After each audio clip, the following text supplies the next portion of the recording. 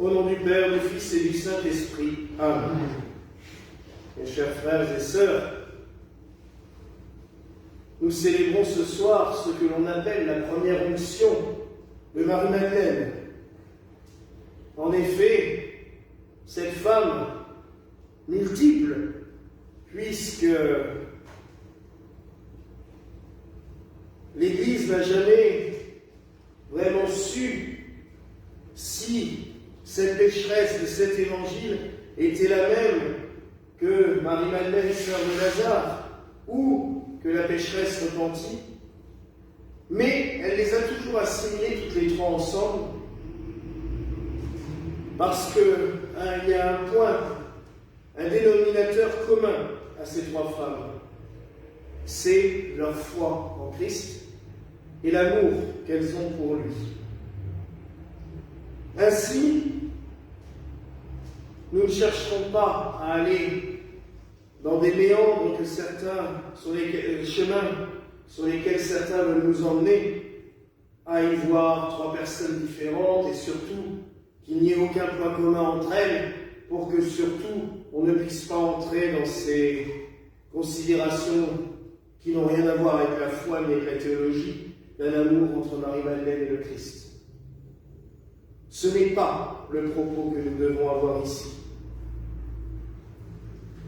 Nous savons qu'il y a cette femme, exceptionnelle à plus d'un titre,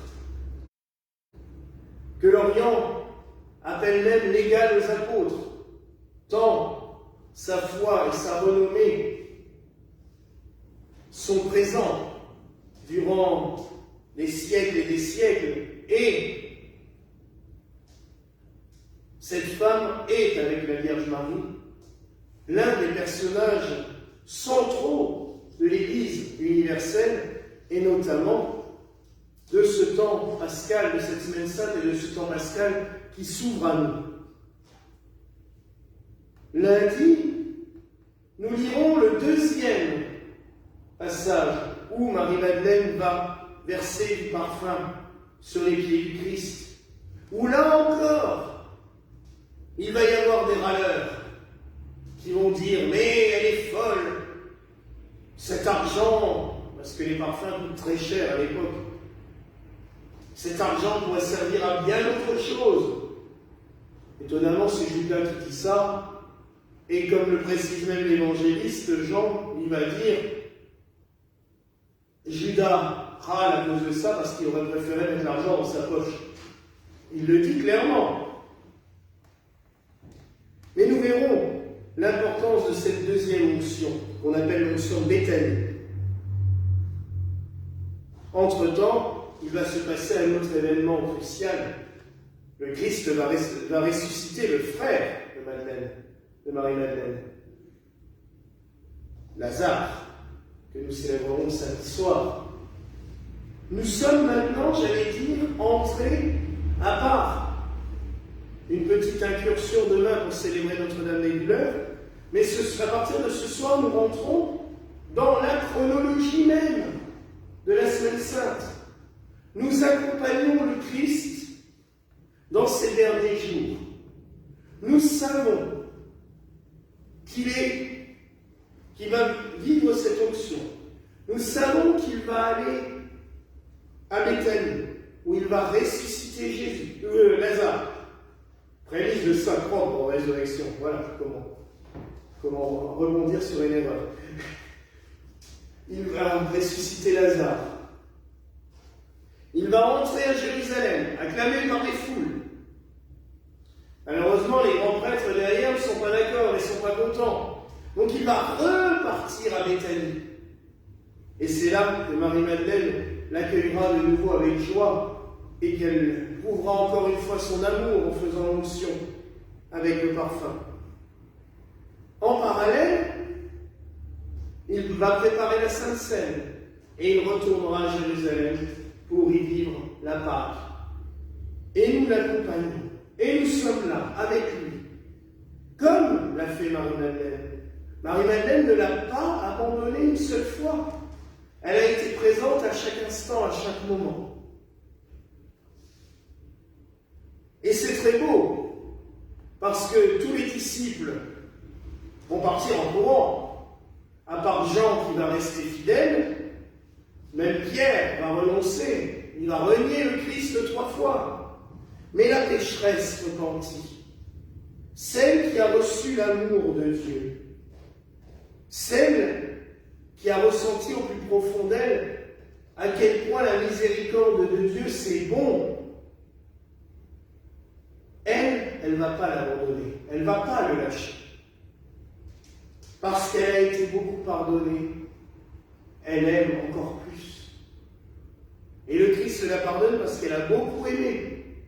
Mais, parce qu'elle a été pardonnée, elle aimera encore plus.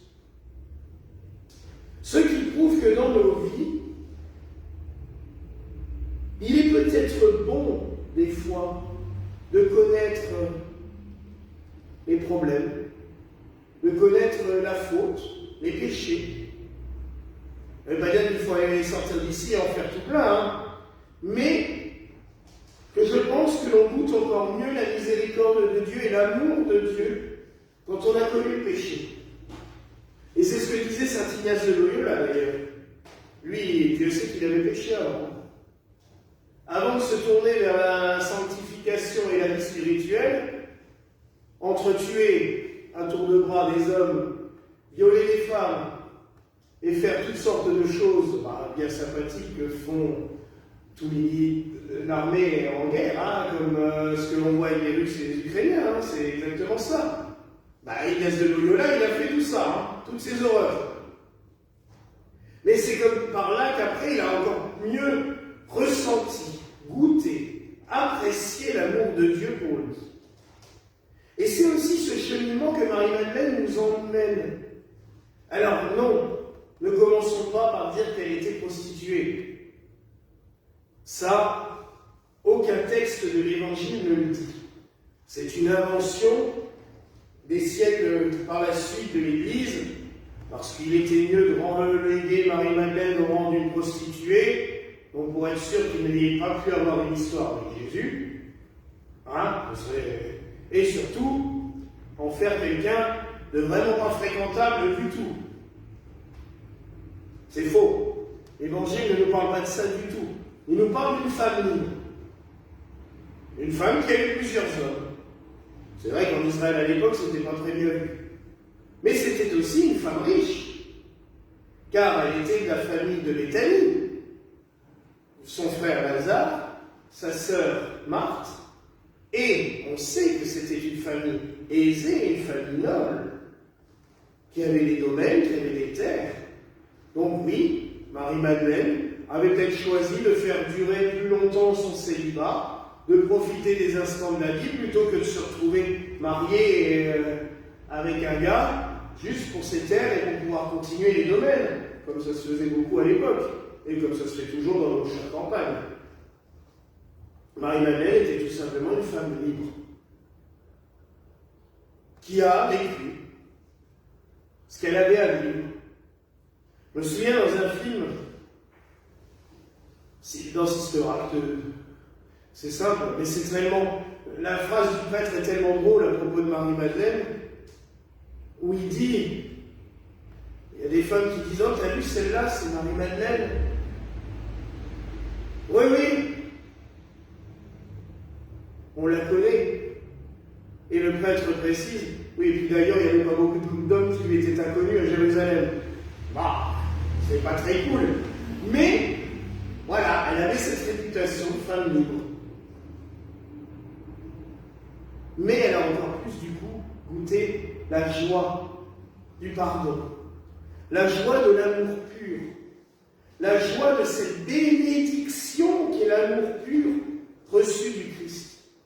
Un amour qui n'attend rien de nous et qui nous donne tout. La seule chose qu'il attend peut-être de nous, c'est que nous l'aimions aussi. Vous allez me dire, on n'est pas nombreux à le faire. Ça serait peut-être bien ça se multiplie un peu. Mais nous devons de l'aimer. De l'aimer pourquoi? Parce que déjà, naturellement, on devrait aimer notre Dieu et notre Créateur. mais aussi parce qu'il nous a donné tellement de preuves d'amour. Quelqu'un qui nous aime à ce point, au point de donner sa vie pour nous, au point d'être présent auprès de chacun, au point de pardonner envers et contre tout, même quand nous tombons dans les pires, j'allais dire, horreurs dont l'homme est capable. Et Dieu sait qu'on a des capacités assez démesurées à faire des conneries. L'être humain, ça, il est intarissable, il est très imaginatif pour faire des conneries, pour s'éloigner de l'amour de Dieu, tout simplement. Et pourtant, lui, il est toujours là, il est présent.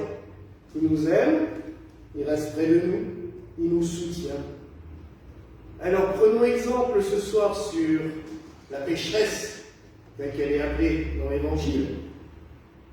Aux yeux de l'époque, elle était pécheresse, ça, il n'y a pas de doute. Mais, prenons exemple sur elle, dans tout cet amour qu'elle a donné au Christ. Elle s'est offerte à lui avec une pureté d'âme et d'esprit, car elle a reconnu en lui son Sauveur. Elle a reconnu en lui celui, j'allais dire, qu'il aimerait pour ce qu'elle est, elle, et pas pour ce qu'elle représente. Il l'a pas. Là, ce n'était pas un homme qui la voulait pour sa richesse ou pour son corps, il l'aimait parce qu'elle était Marie-Madeleine, qu'elle était cette femme aimante, cette femme qui ne demandait qu'une chose, c'est à être pardonnée, à revivre avec le Christ vivant. Voilà la grâce, mes frères et sœurs, que je nous souhaite au nom du Père, du Fils et du Saint-Esprit. Amen.